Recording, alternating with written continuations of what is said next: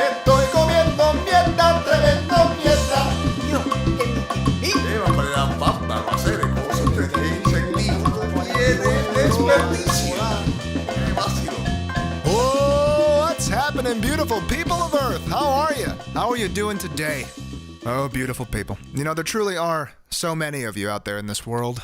But despite what Christina Aguilera will have you think, we're not all beautiful.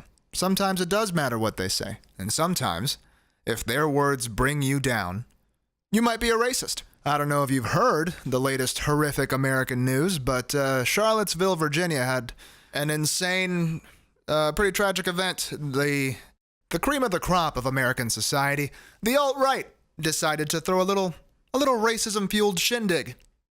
A little bigotry fiesta that very, very quickly escalated into a full-blown battle royale. I mean, isn't that expected by now? When you have just a humongous group of racists gathered in a public space around another large group of non-racists, they're just gonna eventually not get along, eventually get super insanely physical. I don't even know why they would have cops there if they were gonna wait for the violence to erupt. There was a bunch of cops standing nearby with their shields and, you know, their whole, we're gonna play hockey after this uniform that they have on, and they're just watching. What the hell were they thinking? What did they think? I think that they had to be looking around at each other going, you know what, let's not overreact, guys, right? I mean, we don't know this is gonna go bad. Maybe they'll just decide to play like a huge game of soccer or something. We don't know. Maybe someone's gonna pull out a boombox and they'll just start getting down, you know? It'll just be like a Spike Lee movie. That guy walks up with his big boombox and then it becomes a Bollywood movie where everybody starts dancing, and I've seen too many movies. But let's wait and let's see what happens. And I have a question. And first I want to preface this by saying this is in no way aimed at the 2 police officers that we lost that day. No, this is aimed at the police officers who were standing at the scene. Here's my question. Aren't cops supposed to keep the peace? Because it seems more like at least those cops were just trying to reestablish peace, which is a different thing. They were supposed to keep the fight from happening, not let the fight blow up and then be like, ah, shit, all right, guys, stop it. Stop it. Now, obviously, cops can't do this normally. They don't just know when violence is going to break out most of the time. It's not like Minority Report where they know someone's going to get punched in the face at 6 o'clock.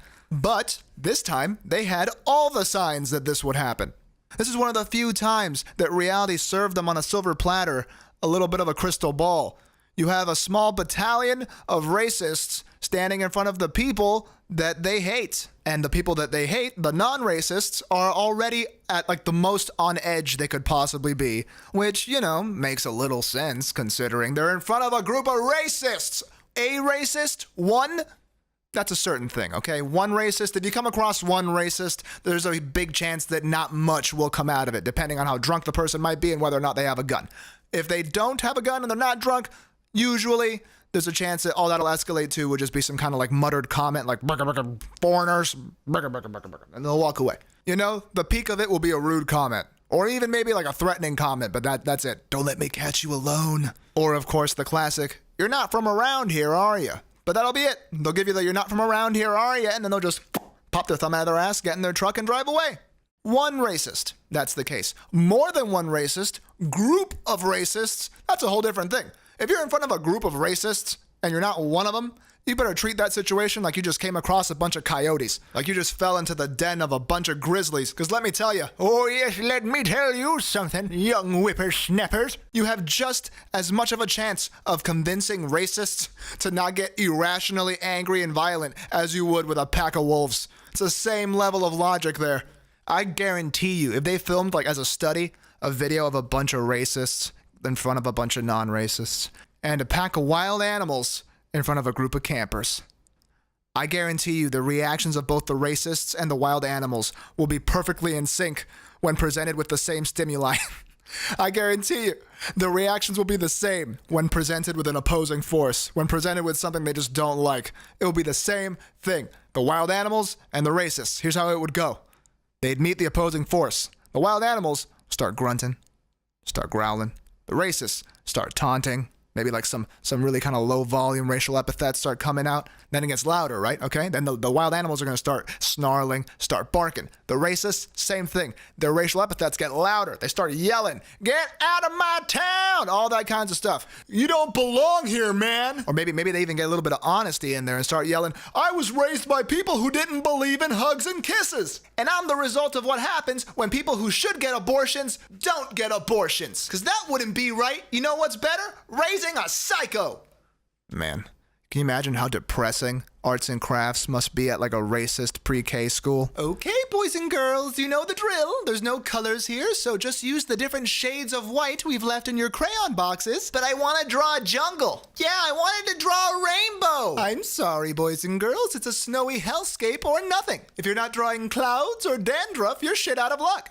Man, racism sucks. What was that, Charlie? Were you asking to go to timeout forever?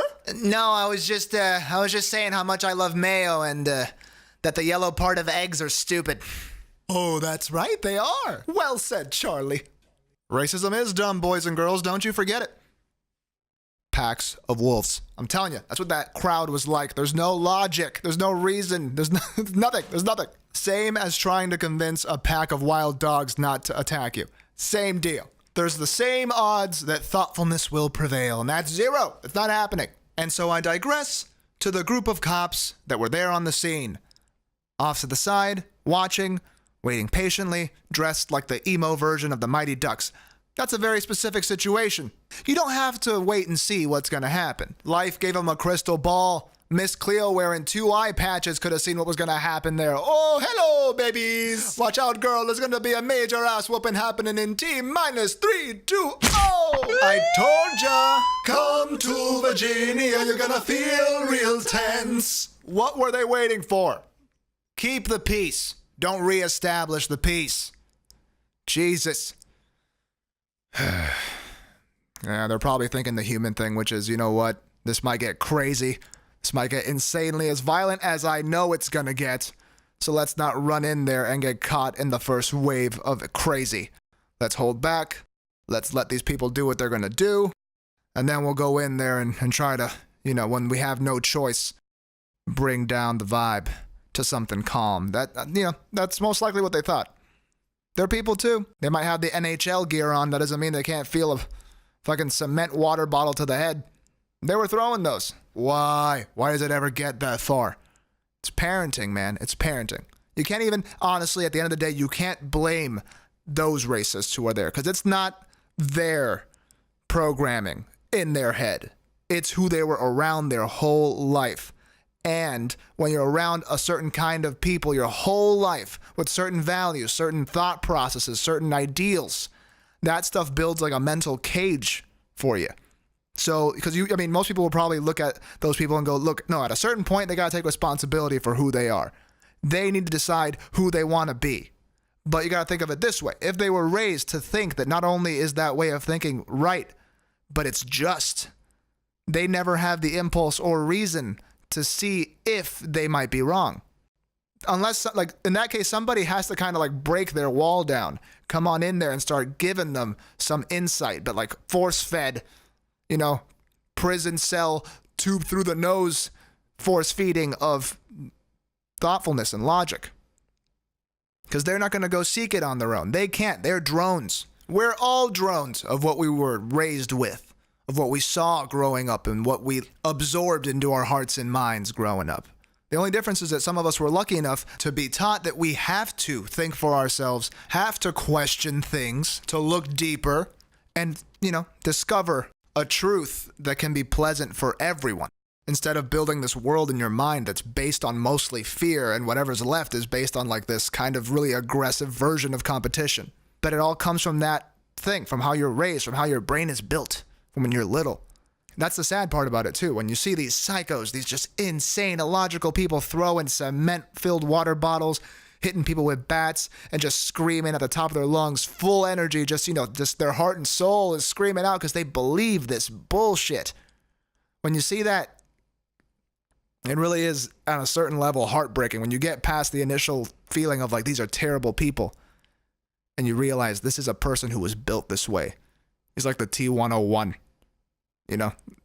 In the movies, Arnold learned to feel a certain aspect of humanity, but they're the real version where they don't seek that out. For them to find it, it'll either have to happen by accident on an individual basis, or somebody's going to have to take the extreme risk of trying to infiltrate their culture to give them a little bit of compassion crash course, you know? That's the truth. When you see these crazy, crazy people, they were built. Same way there's like Body by Jake, they are brain by bigotry. They were built forward crazy. It's not on them.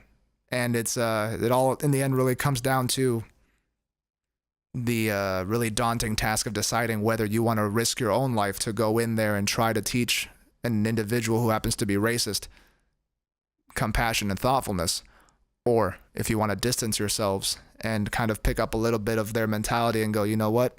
They want to act like savages. We're going to have to treat them like savages. Someone hand me a katana. I'm going to go kill Bill on these people. But nah, that's not the way. You guys know it's not the way. Even if they are the heirs of Slytherin, you got to break through the hearts and minds, ladies and gentlemen. And there's only one way to do that. And that's with the sweet stylings of Marvin Gaye, 'cause he heard it through the grapevine. Da-da-doo-da-ba-da-beep-ba. Don't be racist. I forgot the rest of the lyrics, but you got the gist. It's love, people. All you need is love. And a, well-paying job. That's important too. If all you got is love and you live under the highway, that love's going to run out. Because you're going to eat it eventually. You're going to be starving. But, love is important. Don't get me wrong. Love is the big kahuna, people, and it's our biggest weapon against the negativity of this world. Trying to seep in through our pores on the daily. That's right. It's our biggest, warmest, and fuzziest weapon. And we will keep using it. And I leave you with this final thought. This one is directed at the racists, the alt-right, and the KKK specifically.